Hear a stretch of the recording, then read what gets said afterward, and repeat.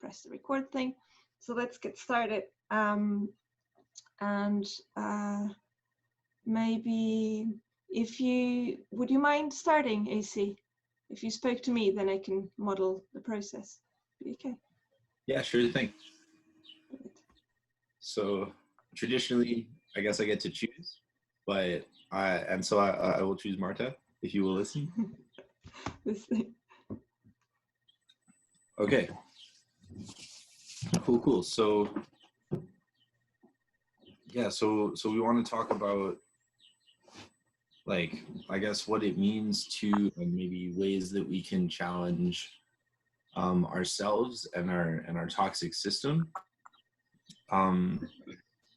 And what was being said at the start here, and by April especially, with regards to like the burnout, is something that really landed for me with our local group, to figure out how we can challenge ourselves in a sustainable manner, so that we can keep going. That seems to be a Alex, if bit I may, yeah, for sure. if I just reflect that much, sorry. So you're thinking about the topic after April sharing, and what she said about burnout really resonated with you, and especially you think it applies to your local group as well. Yeah, absolutely. Yeah, there's a lot of, like, this is a very unconventional, or I feel like this is a very unconventional like movement all in. And some of the things that I think we're asking for, like as XR, is already like was said, is already beyond like someone's comfort zone necessarily. And so I guess I've seen locally, like, some people are like really into the challenge and really up for the challenge, but we're running into problems of challenging ourselves just a little too much, and I think it plays into this worker culture that we've got going over here, where people are very like attached to the idea of jobs and productivity, so that when we start doing things for Extinction Rebellion, we're taking some of those themes of like, oh, I got to be productive all the time, I got to get this done, and try and like Superman the whole thing. I think that might be leading to burnout. And so it's an interesting question of how, like, challenging ourselves with the system, as well as just challenging ourselves to like spend our efforts. You know what I mean? Yeah. So let's see. So you're saying that it's that that you feel people are pushing themselves in their activism within your local group quite a bit. So there's this, challenge ourselves, but there's values and habits that people transfer over from their work life, where they have certain, productivity and certain ways of doing things, and then they try and transfer that, openly to challenge themselves while trying to be productive, and it just can be a bit much and can tire people. Yeah. Absolutely. We had a conversation on Thursday with a couple people that are still engaged in the group about like what sorts of things we can do for the summer. And one of our members is reading this book. It's called Reweaving Our Human Fabric by Mickey Cashton, and she really likes it and keeps telling us stuff about it and promoting it. It sounds really great.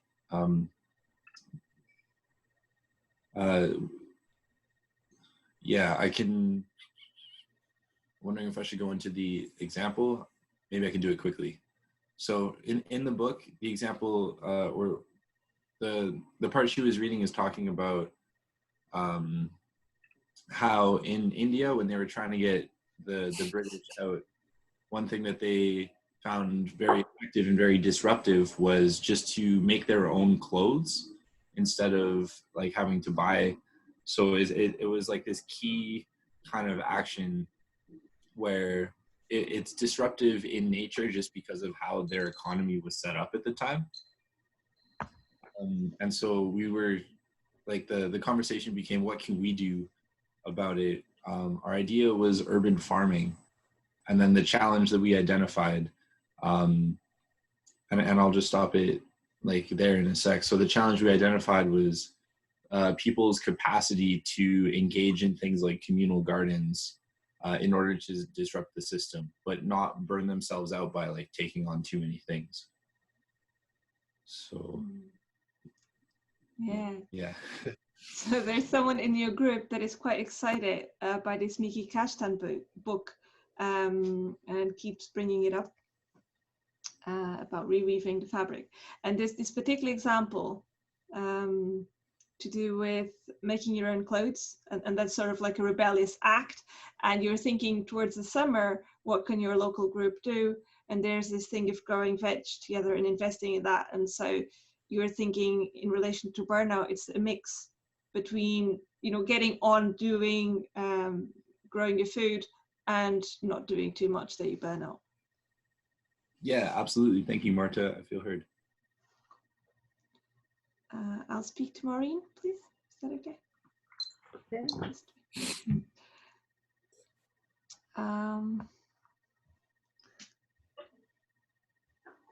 Yeah, I love Miki Kashtan and all these writers that I'm learning about. There's a lot of, I don't read much, you know, like there's never,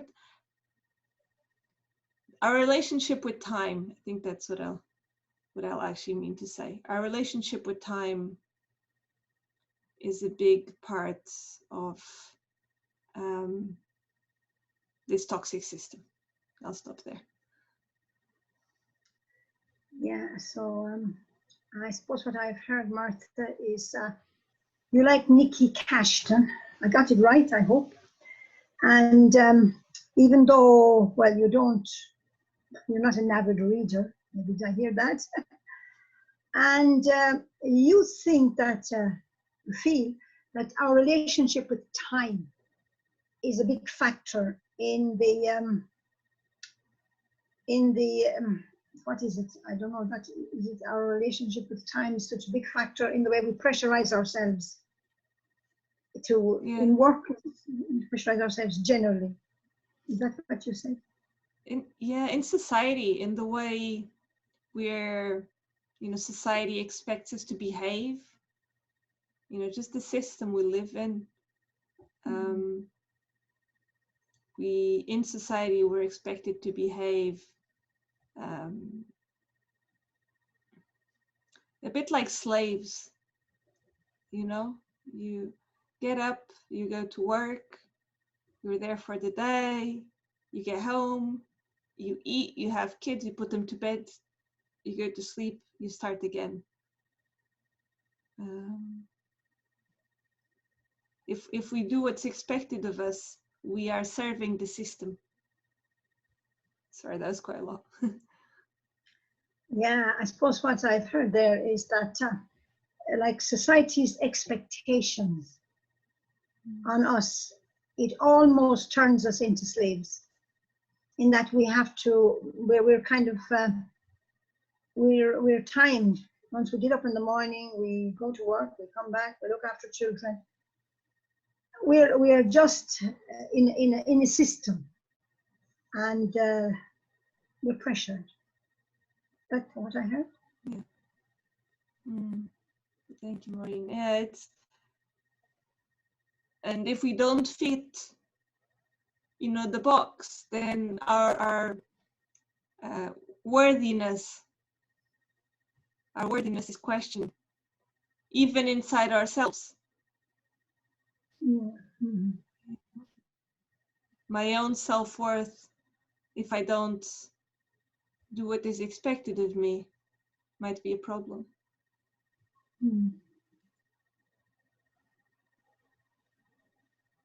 So even our own self-worth is kind of tied up with the expectations. If we don't live up to the expectations society has of us, then it is a big question for ourselves and our own sense of self-worth.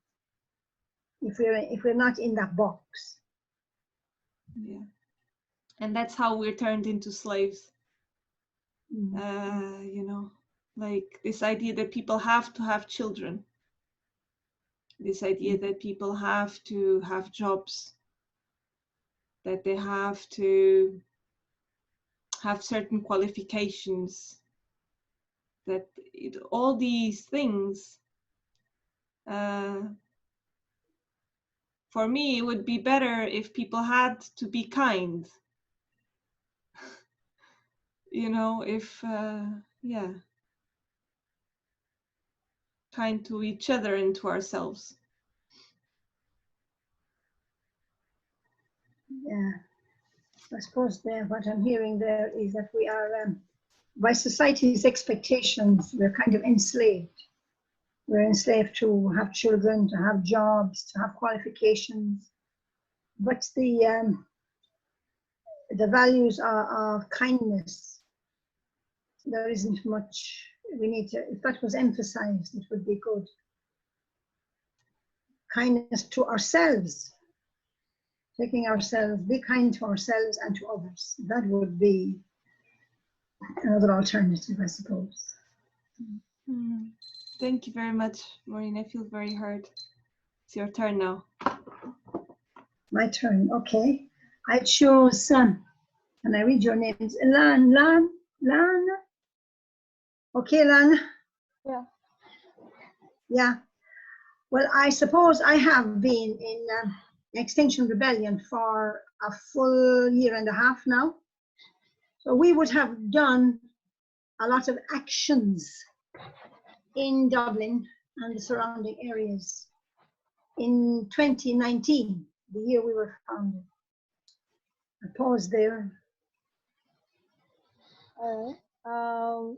What I'm hearing you say is that you've been involved in MXR for a while now, and that you've been doing a lot of actions in Dublin and around that area. And then I didn't hear all of it. The sound was a little bit cracking. Did I hear you? All right. Yes, I think that's it. We've been doing a lot of actions. But now, with the virus, we are in a lockdown situation.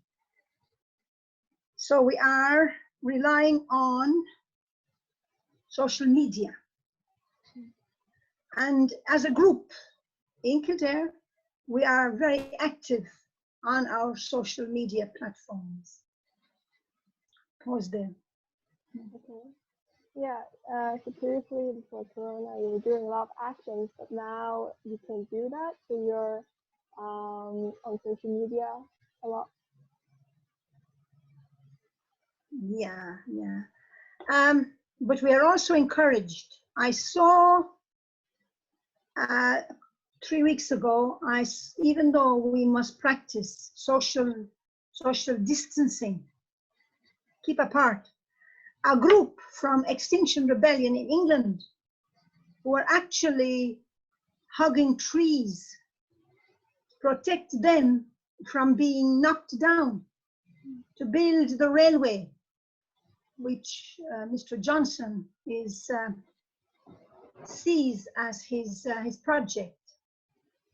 So even in slowdown, Extinction Rebellion is doing in action, encouraging.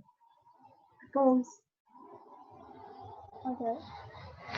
So what you say is that, yeah, so in Dublin, you're mostly on social media because it's social distancing, but then you've seen an action done by XR England where they were actually doing direct action, and in that we're encouraging still like the kind of direct action. Yes, that's encouraging. Thank you. What did I say? Yes, I think it was AC Alex Calgary talked about the revolutionary actions. So I am of the opinion myself that if you grow even a head of cabbage, that is a revolutionary action now. Because it is putting the big supermarkets on the line. I pause.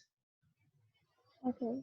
Yeah. So you think about this revolutionary action that can be quite simple, but really challenge the system. And so you give an example of growing cabbage, because that would challenge the supermarket. And so in these times, that will be a revolutionary action, in your opinion. Thank you. And it will also, I think, growing our own food is so healthy. It tastes better, especially if you can grow tomatoes and carrots. They taste better than the ones which you buy in the supermarket. So this time of lockdown is good. I pause. Yeah. So there's also other benefits of growing your own food, like it's healthier, it tastes better. And so you think from that aspect, being locked down is good because it might present you new ways of doing things that are good. I feel heard. Good. Thank you. Thank you for sharing. Can I talk to you, Melanie? Is that I'm pronouncing your name? Yeah. All right.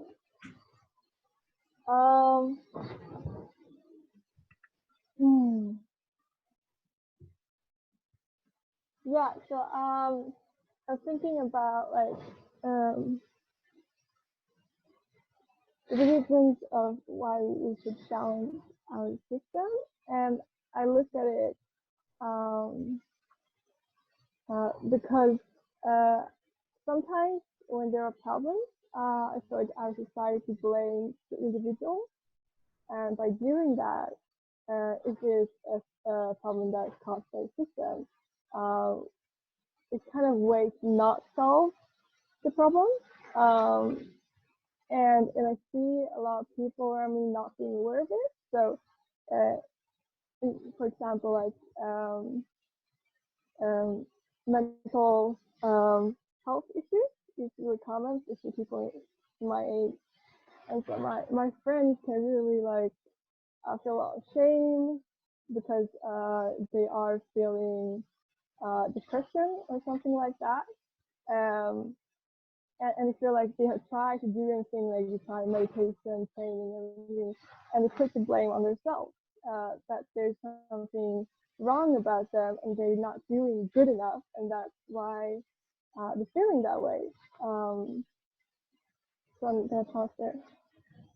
Sorry, before you continue, could you uncover your microphone? Because I think it's... Shit.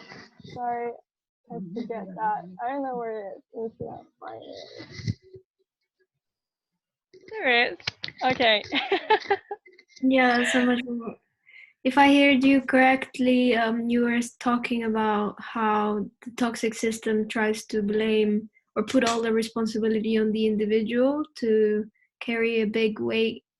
If you give an example about mental health being so complex and your friend feeling very overwhelmed by having so much pressure to be this perfect human being that potentially they couldn't accomplish. So, yeah.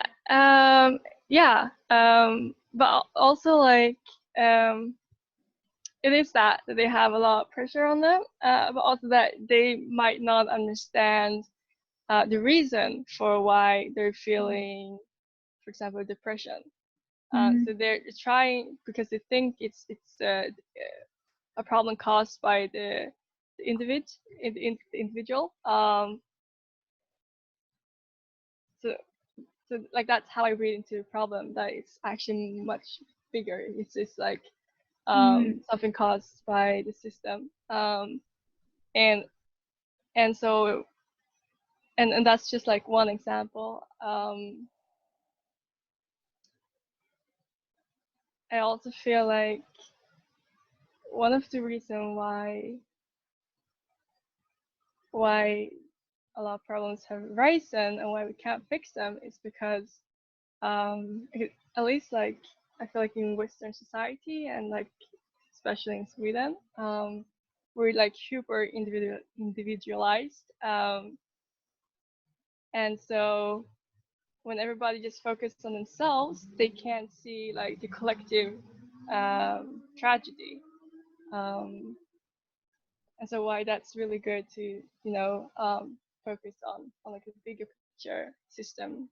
Yeah, I pause there.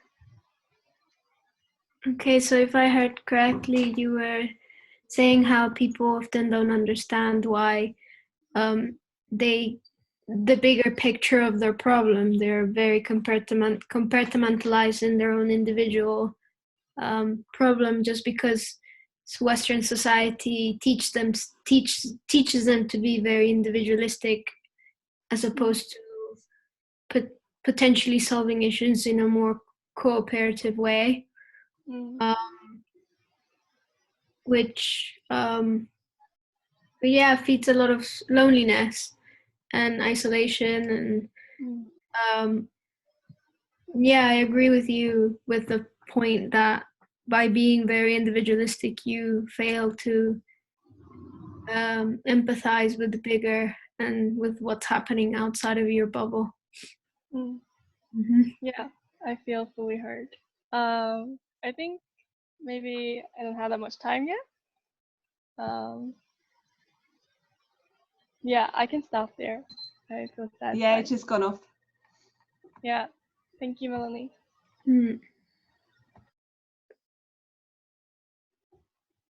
So is it my turn now? Hi, Melanie. Yes. So you just speak. You just choose a listener, and then you have 5 minutes. I'll pick AC Calgary. Whenever you're ready.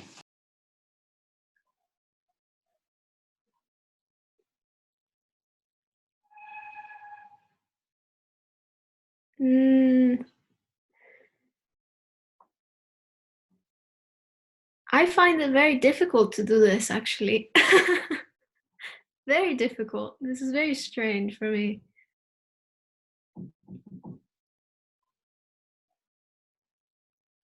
Okay.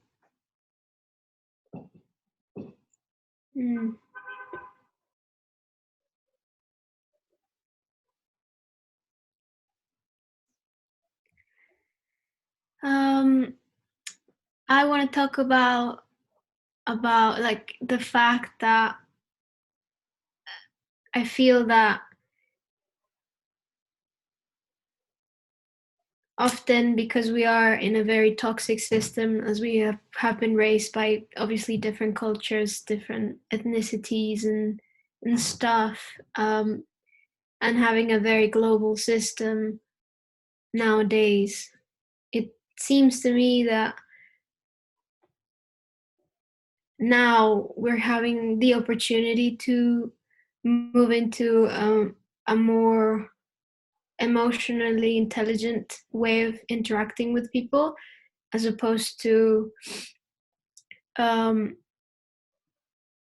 having to fulfill specific demands socially, which brings a lot of opportunities in organizations like Extinction Rebellion to take advantage of, as it fuels in a lot of creativity and hope. So I'll pause there. Okay, excuse me. Word. So you started out by noting a challenge that you found with this format. You said it felt kind of strange, and so I heard that. And then you went on to say about how in our system that we're raised up in, over a range of locations, ethnicities, and so on, that we know our system is toxic, like at large, and I hear you saying that this practice of emotional intelligence is something to strive for, and you say that that practice fits well with Extinction Rebellion and these other creative outlets to bring hope. Is that right? Yeah, that's right. But I have encountered several times of a specific issue which I think needs to be expanded more upon in Extinction Rebellion, which is just the fact that there's like systemic racism towards specific people targeted by the police. And when you go ahead and get involved in certain action as someone who's not white or middle class, it becomes very different. And I've struggled with it a lot just because I feel that I'm not allowed to fully embody Extinction Rebellion just because I don't consider myself to be arrestable at the moment, just because it would cause in my personal circumstances just a lot of distress and uncertainty. So I don't have that opportunity to disrupt in that way. And for some reason, I feel like there's some pressure for you to do so. At least here in the UK, there is. But I guess that that targeted disparity between the systems that control us in this toxic system needs us, the people that are part of Extinction Rebellion, to recognize where those toxic systems come from and where do they spread to. And that's why I feel very passionate about bringing in the conversation of decolonization into Extinction Rebellion. I'll pause there. Okay, thanks. Yeah, so you've identified a problem or a challenge with Extinction Rebellion in that acknowledging the systemic racism that exists in our society, especially by ways of interactions with the police. You feel that there's, or it sounds like you're saying that there's an issue of like a bias for more arrestable actions, and so you feel a little distressed by that as someone who wants to participate, but someone who doesn't consider themselves as arrestable. And so you're saying that this push for decolonization within XR to make sure that we can do actions at the it's lunchtime too. Sorry. To acknowledge that systemic racism and kind of and open up ways for people to engage beyond like confines within the system. Yeah, thank you. I feel fully heard. Cool, thanks. For my turn, can I pick Maureen? Welcome. Mm-hmm. Mm-hmm. Cool, thanks.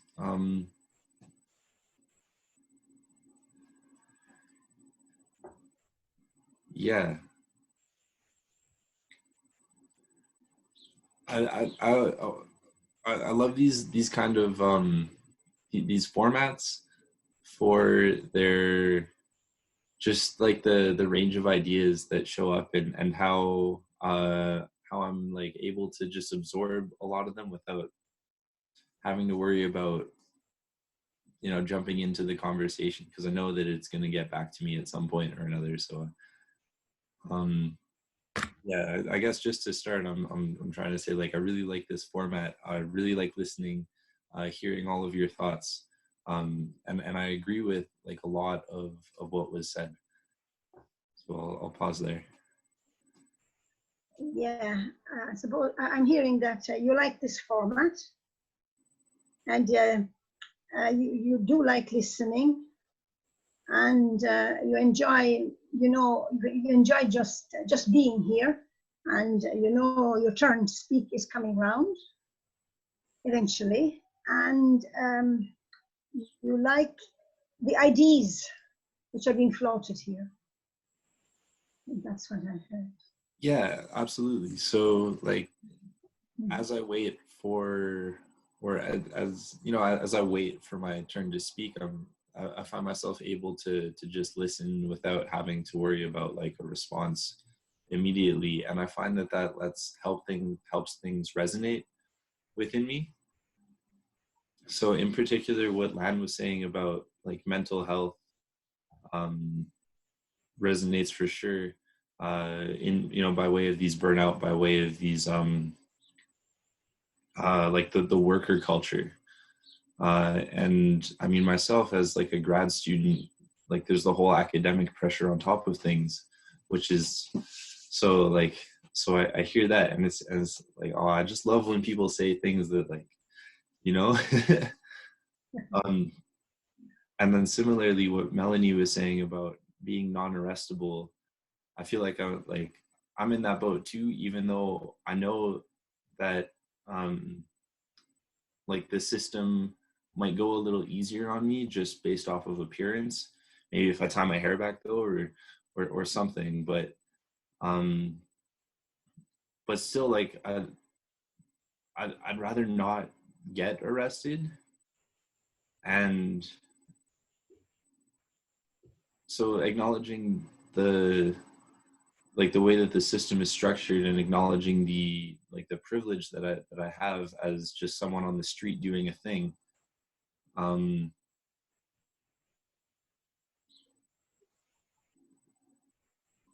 Yeah, I don't know. I'm not sure that I'm fully, like, I still don't feel comfortable being like arrestable. Even though sometimes I'll get a sense that like, well, maybe I should be out there. Like if someone was to go and do something arrestable, like if it was me, it would just be easier for the group. You know what I mean?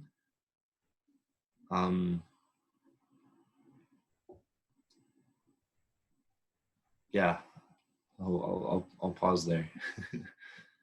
Yeah, I think anyway, yes, yeah. One of the things you like as the conversation continues is that response is not demanded from you immediately. So you get time in this group. You get time to mull over what you're hearing, and eventually you'll get your chance. So I think what Lan said to you about what she said about mental health issues resonated with you. And being a student, you have your own pressures. And Melanie, then, what she was talking about was the whole issue of arrestable or non-arrestable. Yeah. So you have a sense that you should be prepared to be arrested, and you're like, you should. Whereas, in fact, you really prefer not to be arrested. But looking at the whole group, then again, there's the area there is conflicted for you. Yeah, totally. So I guess I'm starting to question the tactics, and especially those used here, whether arrestability is like how, I mean, what the necessity of arrestability is here, versus if there are other ways that we can challenge the system without being so confrontational with the judicial system. And I'll leave it at there. Yeah, so you are living with the question of could there be other tactics which Extinction Rebellion could embrace? And the value of this confrontational approach. Sometimes you have to question it or think about it, reflect on it. I think that's what I think. Yeah. Yeah. Thank you, Maureen. I feel heard. Okay. Mhm. So I'm going to go, what is it? Melanie, is it Melanie? Yes. Yeah. Hey, Melanie. I was on that issue as you were speaking about the two of you there, yourself and Alex. I was thinking about arrestable. I belong to the Extinction Rebellion. Well, it's about 18 months ago since I first engaged with it in Dublin. It might have been one of the first meetings in Dublin, I don't know. But the very name of it was disturbing for me. I didn't really want to be identified with such a contentious group. I pause there. So I hear you saying that when you joined Extinction Rebellion back a year ago, you found it a bit challenging to identify with the name Extinction Rebellion. Yes, I thought the emphasis was on rebellion. But since then, I have come to understand that for me, the emphasis is on extinction. And that I take a very, well, I consider myself in the old age bracket. So I have decided for myself that I'm non-arrestable. But I'm comfortable with that. I'll pause there. So you have decided to be non-arrestable, as you were a bit. You consider that it's not particularly a good time to get arrested, and you feel comfortable about that. Yes. Thank you. And I feel also that the group where we are here in Kildare, we are very clear on the roles that different members play. And I see very much my own work as a kind of awareness raising, and action around protection of the environment. I'll pause there. Well, I really like that. I really enjoy that. The fact that you have that structure and clarity in the roles that you play in your organization in Dublin, and also, oh, I completely lost the rest. I'm so sorry. Could you please repeat? I don't know what happened to my brain. It's okay. It's just basically that I feel very comfortable on the streets. Yeah. Talking to people as they come along, being very friendly, and understanding that the point of the majority of the people who pass by is really about protection of the environment. Mm. And I want to stress that bit for them. Yeah. Okay, I see. I understand that you focus on the extinction part of the whole paradigm, and you make sure that your actions are aligned with the urgency of the climate breakdown in order to protect the environment. That's beautiful. My time is time up? Time? No. You still have a minute 20, Maureen. Okay, so then that's what I feel. And then my actions would definitely be in line with that, because I support a farmer's market here in my own town of Newbridge, where I live. So I will go and struggle to get my vegetables from local farmers. I will get milk from local farmers. I will grow a little bit in my garden, but I don't really feel up to gardening much myself. But I do work with eating local food, because I think it is very healthy and tasty. I'll finish. Paul.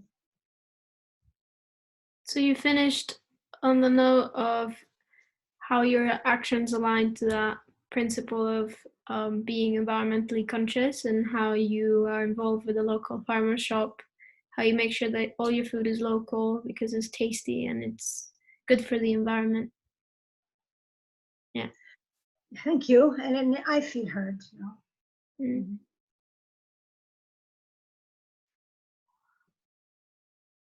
So I'll pick Marta. Listening, Melanie.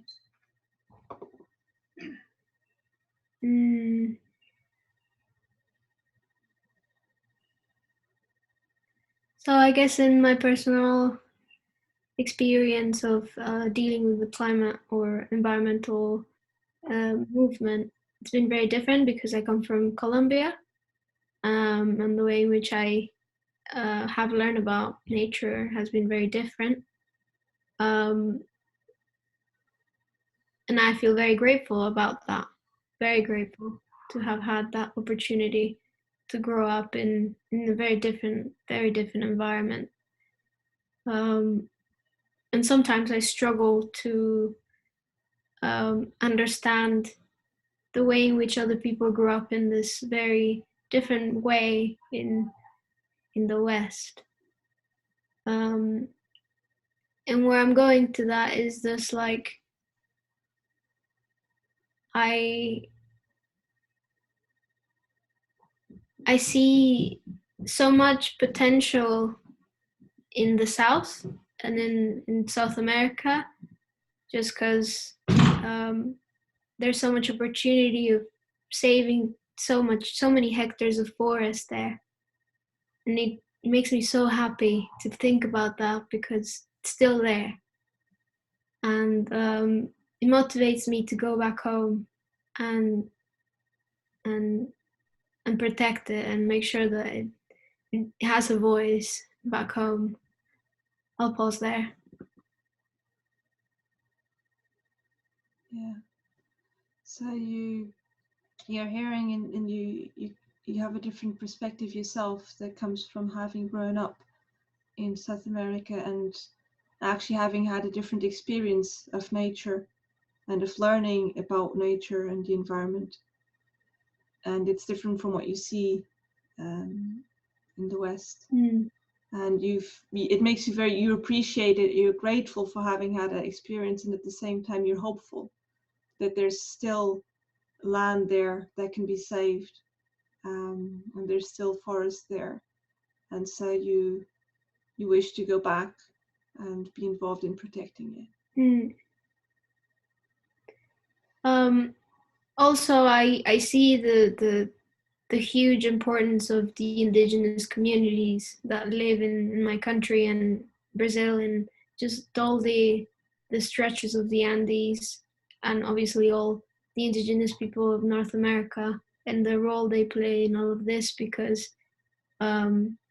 they have lived through so much trauma in their whole lives, dealing with protecting their natural environment. And as I get more involved and more in tune with the environmental movement, it's almost like I am listening to them, to the indigenous leaders more, and going back to my roots, which is beautiful. I'll pause there. Yeah, so there's a big appreciation for the indigenous leaders everywhere in America, really, in Colombia and in the Andes and in other places, even as well in North America. It's just this understanding that there's people that have suffered trauma throughout time and have that knowledge in them. And so as you align yourself with the environmental movement more, you're also paying attention to their voices. And it sounded to me like you want to incorporate the learnings from them into your own voice as well. Yeah, I feel that the problems that we face within our system and as individuals, that we want to create resilience, can be resourced. They can find tools to work with if they listen to the indigenous people. And I found that myself completely. I've incorporated fasting and meditating and just doing what it needs to be done, and obviously recognizing that the system is toxic, but at the same time, like aligning to those responsibilities and always be open to listen, because it really does it has made a difference for me. I pause. So it's really, you identify it as a great resource that is there for people, not just for yourself, but for people. The connection with the others and the indigenous peoples. And in yourself, that comes up as the practice of fasting and meditation.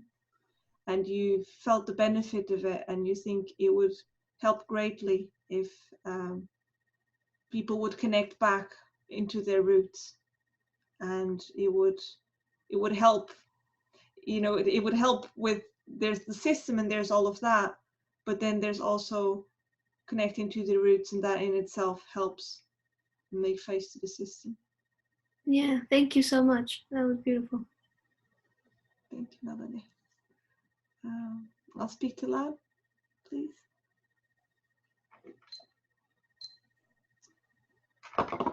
Oh, I'm very touched. Yeah. And there's something that Melanie said that in a way I didn't reflect, which is what I heard as well is paying attention to our own bodies, to the knowledge that resides in stopping to listen to our connection to our ancestors and our roots, and to our own center. I'll stop there. So I'm hearing that what Melanie said touched you, and you want to reflect back something that you didn't do, which was about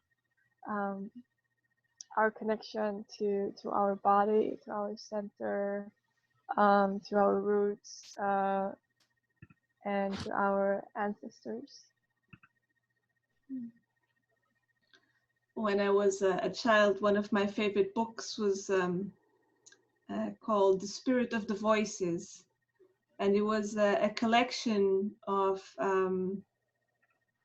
origin stories from indigenous peoples in various places around America. And those origin stories, I think in a small way, they helped to build me. So when you were a kid, you had a favorite book that told origin stories, and you think that really built you. Yeah. It's different from reading fiction. I think that's what I found. Yes, there's stories, you know, there's stories of all these different, you know, spirit turned into birds, turned into flower, turned into man, turned into, but, you know, they're stories, but they're quite different from fiction. There's something about them that is almost like you knew it before you knew it, sort of thing. Yeah. So these stories, you feel like there's something about them that separates them from ordinary fiction stories. And so it seems like it's hard to really explain what it is, but you explain it as it's something like you knew it before you knew it. Yeah. And there's elements of XR that feel a bit like that. there are bits of XR sometimes where you find yourself in a place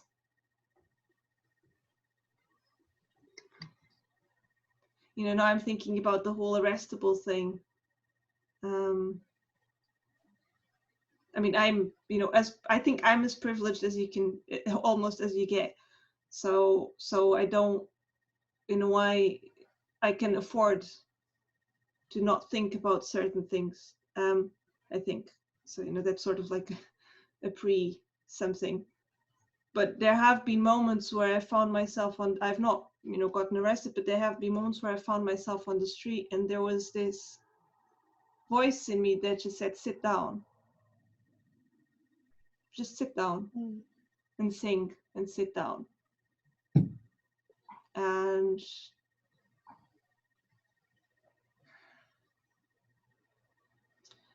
so I think we need to have more conversations about how to make actions more respectful, more privilege aware, whatever that is. Yeah. But at the same time, it's also like, if people are going to feel that in that day they need to sit down, that's my time, then let them sit down. Okay, so what you explained before about what you experienced through these origin stories, you felt like you could experience that in Extinction Rebellion sometimes, and I think what I heard is that one of those scenarios was when you never, so you're arrestable, but you never really got arrested, and there was one time when you were in an action and you heard a voice that said, just sit down.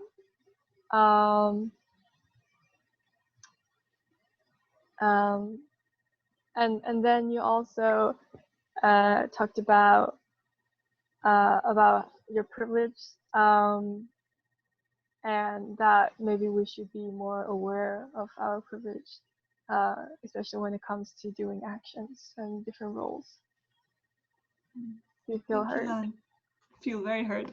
That's great. AC, can I talk to you?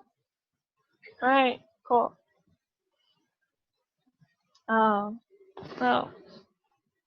I also want to express some appreciation for this format, and also for and it letting me fully hear you.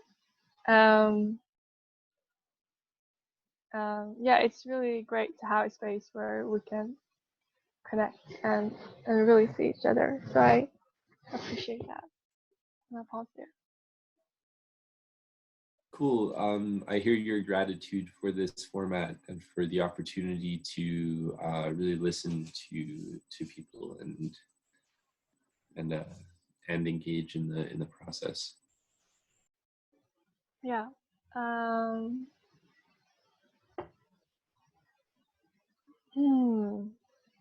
Okay. And now we're talk about something that's like in a different direction. That we've spoken about. And that is like challenge the way we work, especially in XR Sweden, or that's where I work. Because we kind of just do the things that we know about, because I guess because we feel like we have to act, and it's a sense of time and like climate anxiety that pushes us to just like sometimes create actions because we don't know anything else to do. So they might not be very thought through, but it's just like something that people pushes for. without actually been thinking through. So I'll pause there. Okay, I think you're saying that your experience in Sweden with XR is actions being taken around things that you know, primarily as like a way to deal with some, and a way to like transmute some climate anxieties that you have. And so your feeling is that maybe it's the actions that are taken are not like the best ones to do, but they're more so just like, oh, we have to do something, so let's do this. Is that Yeah, that's definitely right.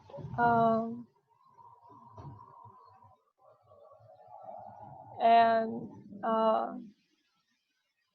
yeah, how do you really speak to people who are so have so much anxiety and are so passionate about XR? How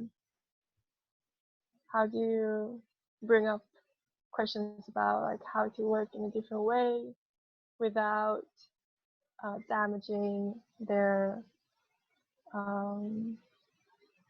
like I don't know the word in English, but kind of like their engagement with XR. Yeah, I just think that it is really challenging to challenge the way we work, even like when it comes to like doing actions. So yeah, I'll pause there.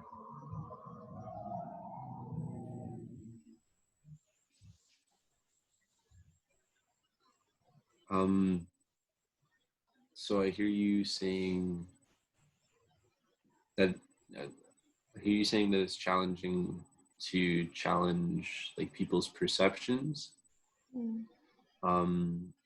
that you're wondering about how to like talk to people maybe on the streets who have different levels of engagement, or like different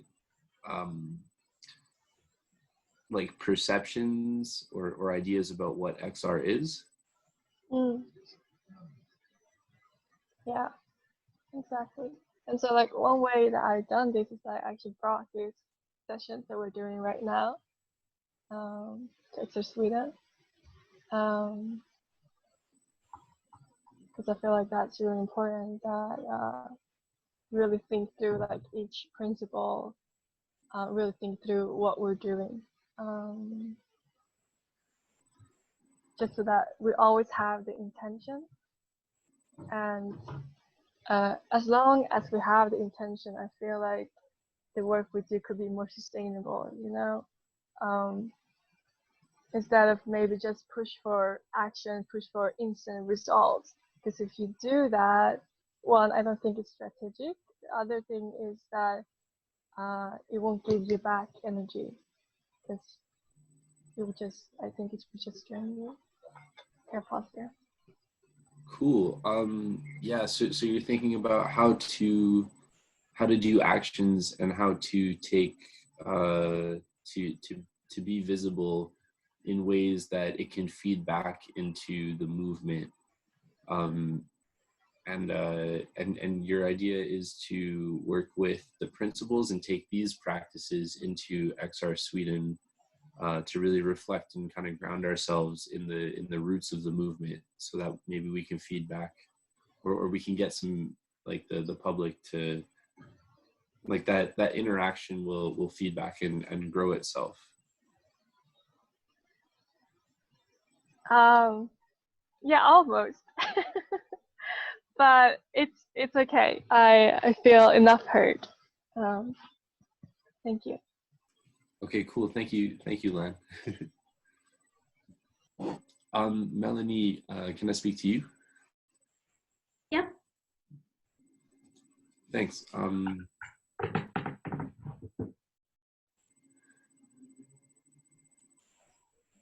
Yeah, I think I'm finding a similar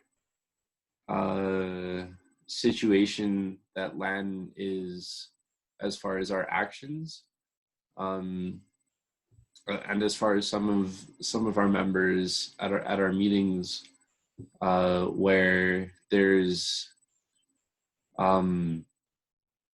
sometimes our like we'll have some frustrations within our local group about how many actions we're doing, what actions we're doing, and so forth. And so what Lan said about just like having, just doing things sort of to deal or to transmute the anxiety, as opposed to like planning the messaging a little more. Yeah, I think that's a challenge that is going on locally. Maybe I'll pause there. You found it very similar in terms of what Lance said, to face the struggles of finding balance within action and probably inaction, and not having to feel in that toxic cycle of productivity. And at the moment, you're just pondering on methods to use to tackle that issue. Yeah, totally. So there seems to be a push in our here for more arrestable, more confrontational, and disruptive actions, which I'm not sure that I necessarily agree with, and on two grounds. So like my one one reason that I don't really agree with it is because I think we're polarized enough just in this city already. Some people like to call us like Texas North, like we're Texas in Canada, and we get very polarized on like oil and gas, where people like find a lot of their work, and will use we'll take these oil and gas jobs in order to care for their family. And so like it's really interesting because there are these notions of emotional intelligence and care, even though it's still very limited to like immediate family and people that they might be able to provide for. And so it's like it's still atomized and individual in that sense, where it's like oh, I gotta provide, but in the sense that I gotta provide for my family.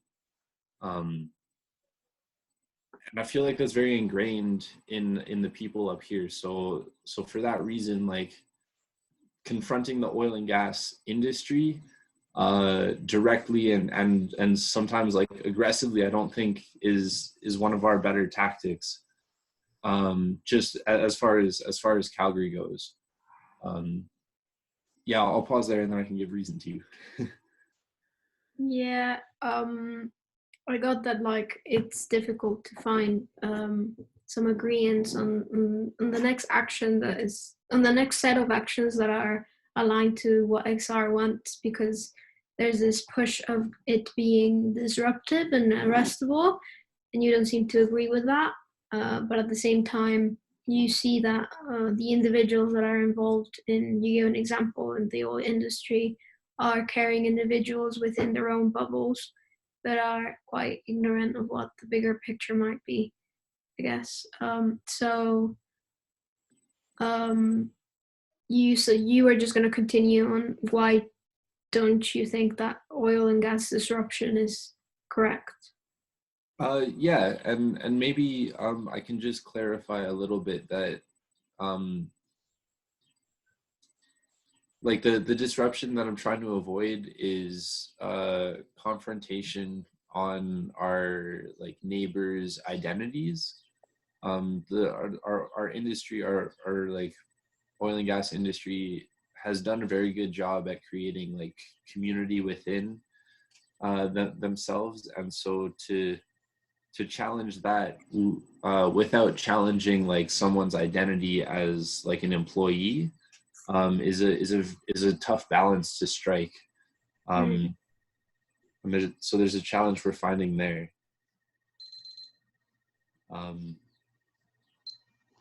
Yeah, Okay, and then maybe I could just finish with like the thing that drew me to XR originally was the whole celebratory aspect of that April Rebellion last year. And the fact that people, like, it just looked like a huge party on the streets. They're like, we're gonna really take care of each other, and very openly and visibly. So trying to find more actions like that, I think, might be a good tactic, especially for us. Just that broader sense of care. So taking it outside of just the family to like the local community. Mm. So you were finishing off explaining how the oil industry was really effective at creating some sort of community around an identity to working for the gas and oil industry, and disrupting them directly will then impact those people's identities, and you don't feel comfortable doing that. And you finish off explaining how potentially using celebratory, more inclusive propaganda would be a good way to kind of hook them into caring more broadly for the environment than for their unit only. Yeah. I'm not sure about the word. Like, the word propaganda will take different connotations depending on where we're at. But I think the more that we can embody that welcoming, inclusive, and celebratory culture, like authentically, I think the better that we'll do here. Yeah. So you just clarified for me that you were emphasizing the celebratory and inclusive care that got you in XR in the first place. Mm-hmm. Yeah, totally. Thank you for listening, Melanie. I feel heard. Thank you. I'll go with Lan. All right, all ears.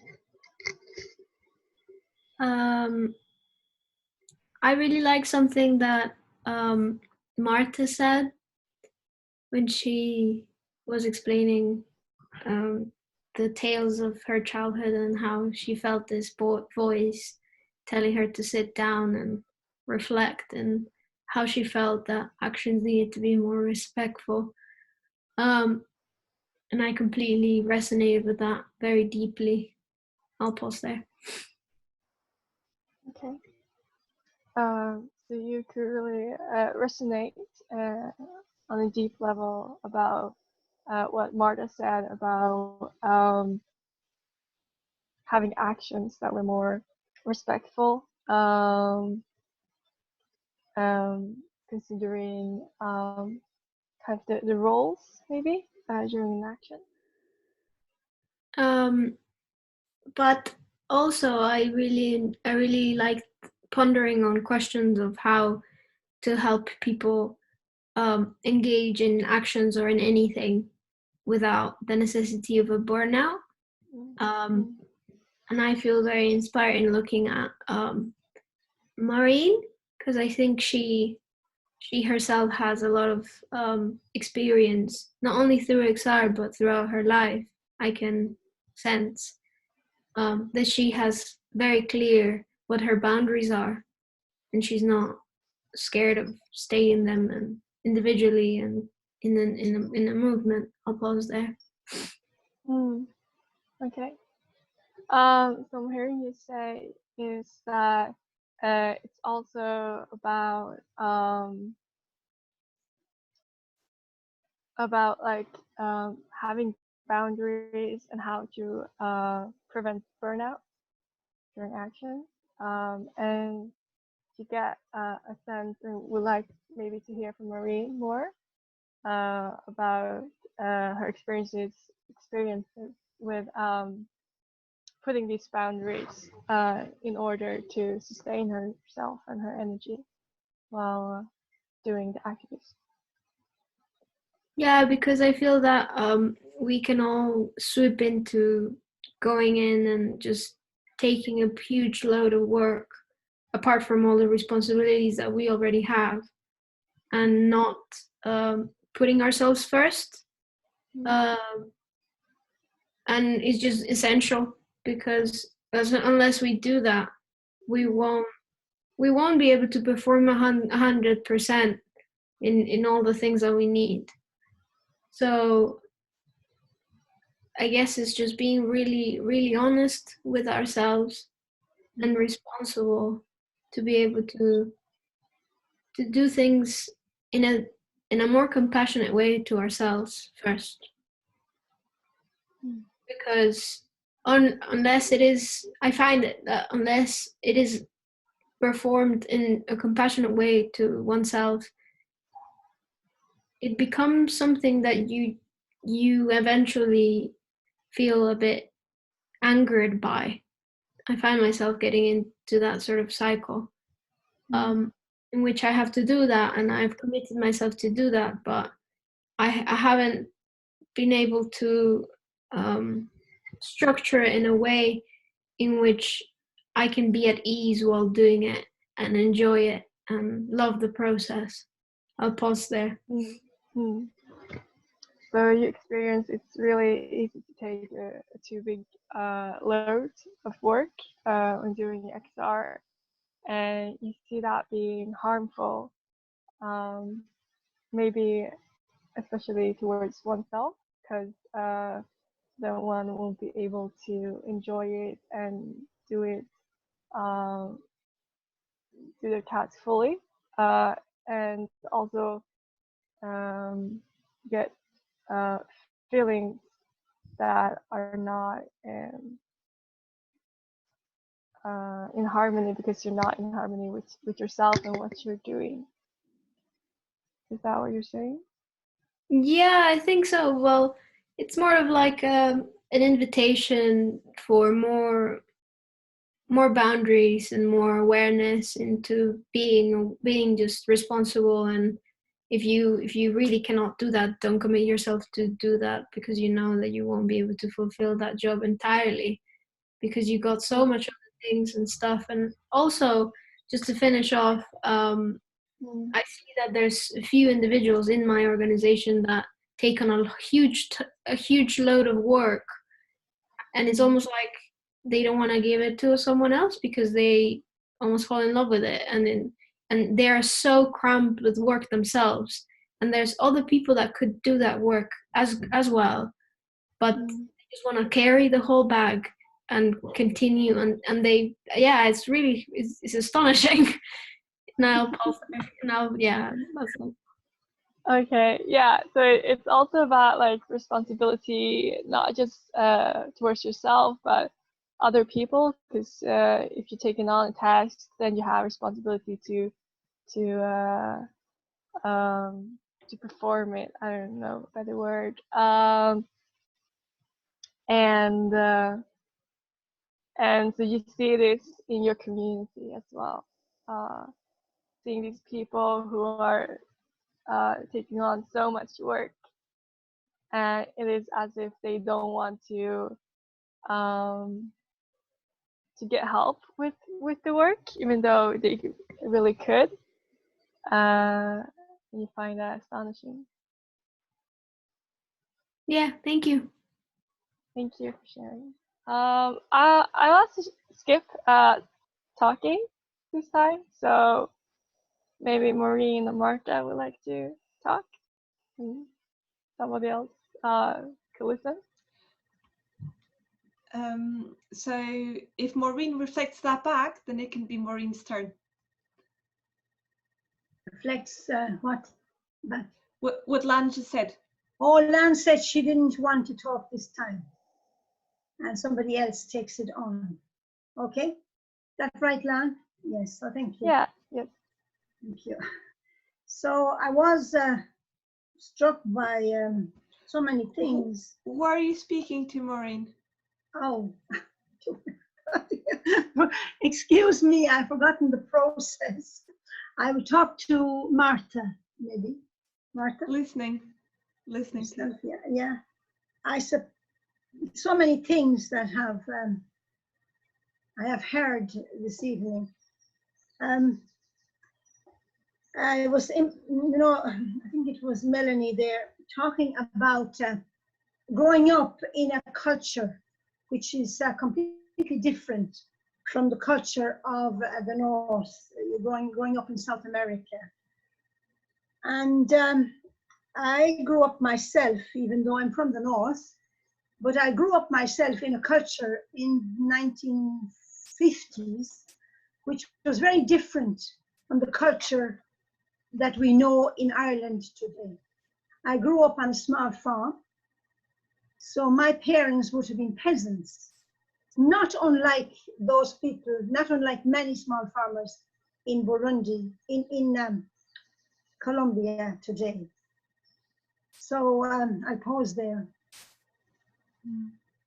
So you were listening to what people shared, and you heard the difference that Melanie was speaking to, from how it's different in the North compared to the South, and you were sharing how you grew in an Ireland that was quite different from the Ireland of today, and you grew up in a small farm, not that different from small farms in Colombia now. Yeah.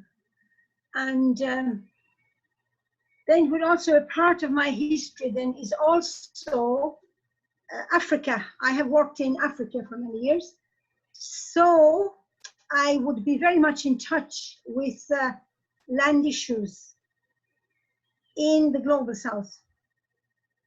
And some years ago, in relation to Colombia, I did participate in some kind of protest, I think outside the Colombian embassy in Dublin, in relation to land rights in Colombia. So pause there. So you'd be very connected to the land and with the understanding of things of the land, and you lived in Africa for part of your life, and then even as an activist, you did this action in front of the embassy now some years back to do with land rights in Colombia. Yes, and I think my interest in Extinction Rebellion then, it kind of comes from that protection. I realized that the time I spent in Africa and at home on my own small farm, that gave me that sense of nature and the work of, especially the work of poor people in Africa who fed me the years I was there, particularly women who always worked on small plots of land to produce for us, for me. I didn't work on the land, God help me, in Africa, but they were actually feeding, giving me the food which I needed, which was always healthy, nutritious, tasty, but it was their local food. I pause there.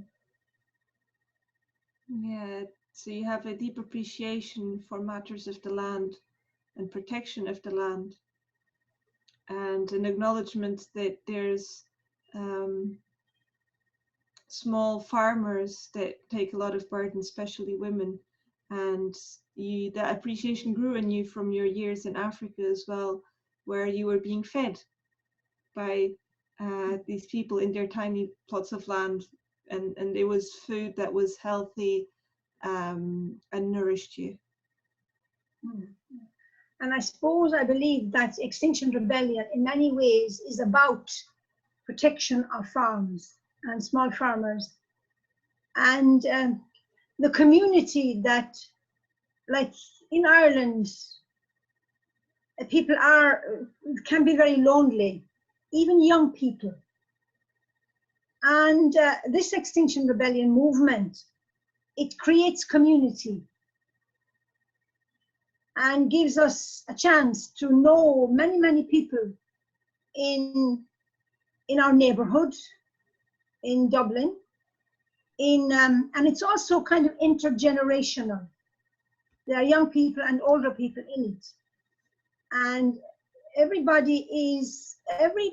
person and every part of every person is embraced by Extinction Rebellion.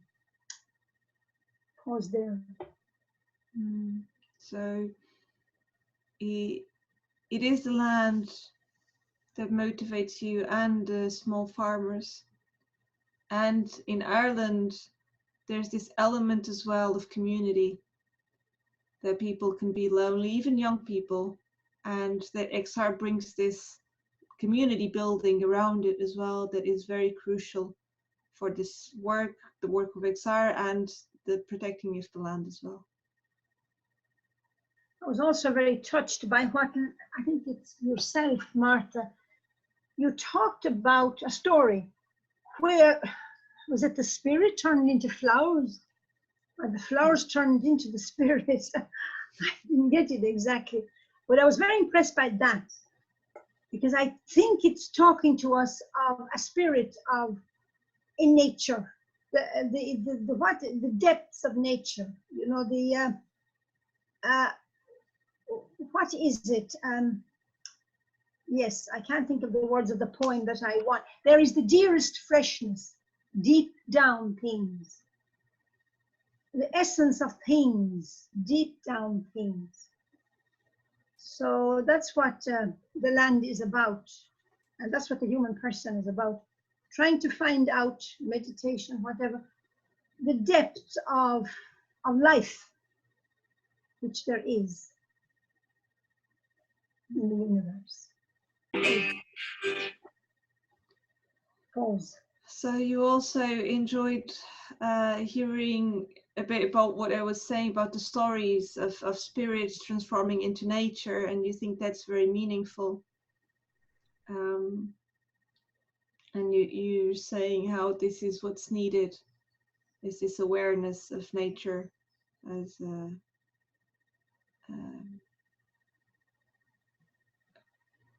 is connected with us and us connected with nature. I don't know if there's something I missed. No, I think that's okay. I feel heard. Thank you very much. Thank you, Maureen. I'll speak to OAC. It's okay. Cool.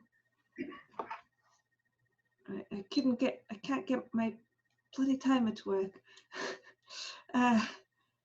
Okay, I'll use this instead. Right.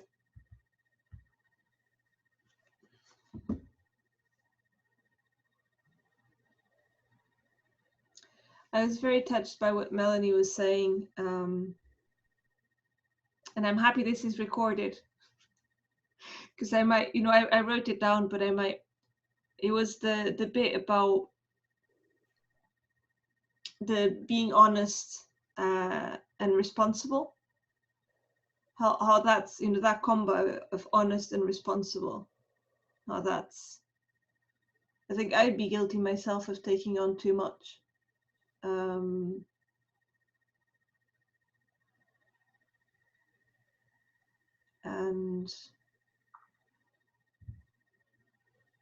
And I'm aware, you know, I think there is, you know, I think I am aware, but there is that understanding that we're all parts. It's not for any individual to do too much. You know, so it's like, yeah, honest and responsible is a good combo of words. Yeah, so you resonate with what Melanie said about honesty and responsibility, and you're aware of how it relates to your involvement in XR, and your awareness of how we need to share our tasks and share the work with each other, because we're all part of it. So it's more of a like that piece and that whole rather than the individual. Yeah. And I suppose that's what regenerative cultures mean, in part, is us putting ourselves first.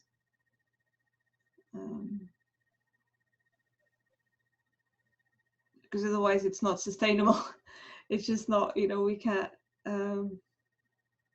And also, like, if part of the work of XR is modeling to the system or to other people, or to model a better way, if as long as we carry on using the ways of the system that are not regenerative and burning out, then we're not really doing our job properly.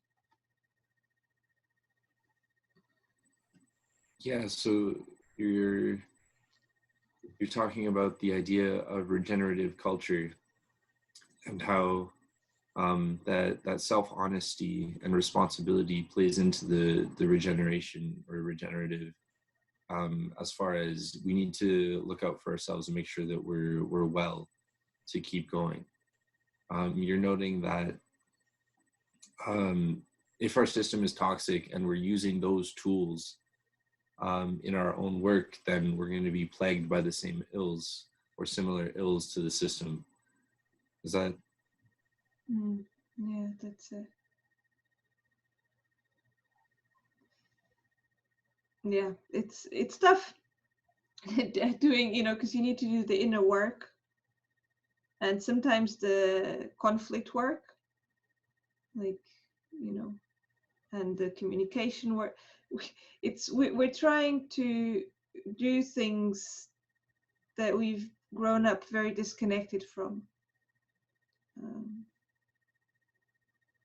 And this is where, the piece of connecting to the roots, to nature and to elders, I suppose,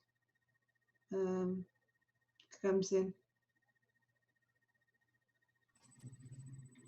Yeah, you're saying that the work that we're trying to do can be very different from the ways that we're brought up to think and act. Like, and maybe especially as far as respecting, like, our elders, like natural roots and so forth, to bring those more to light than we might have been told. Thank you, Issy. For sure, thanks for sharing. Okay, if it's my turn, can I speak to Lan?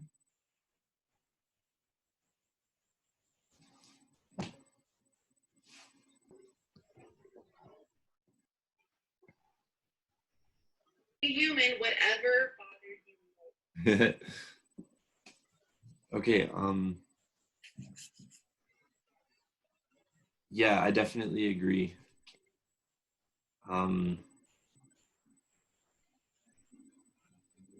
Yeah, and I like the mention of regenerative culture. I'm sad that I had to miss last week's practice or circle or cafe. And I'm sad that I haven't looked at it yet. So that's my homework. But as far as like challenging the system and challenging these notions of individuality, and this almost competitive like way of being individualistic, right? Like trying to compete with other individuals to be like the most sustainable or something. Yeah. Thank you all very much for the conversations. I like these notions of collective, and I think the more that we can challenge the individual, the more that we can bring these collective and these together things. I think that's the way to go. Yeah, thank you everyone for beautiful sharing.